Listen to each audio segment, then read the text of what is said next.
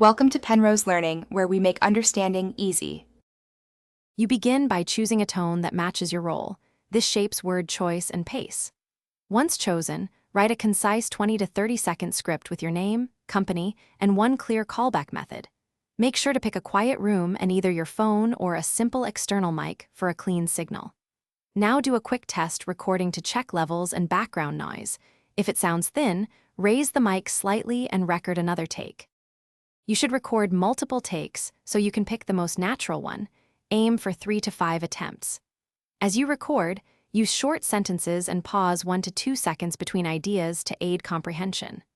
Once done, open a simple editor on your phone or computer to trim leading/trailing silence, remove big breaths, and normalize volume so every word is audible. Make sure any optional hold message or alternate contact stays concise and keeps the whole greeting. You now export your edited file as MP3 or M4A and save a labeled backup so you can update later. Next, upload or record the final version into your phone or voicemail system and immediately test by calling from a different device to confirm clarity and correct wording. If something goes wrong, troubleshoot.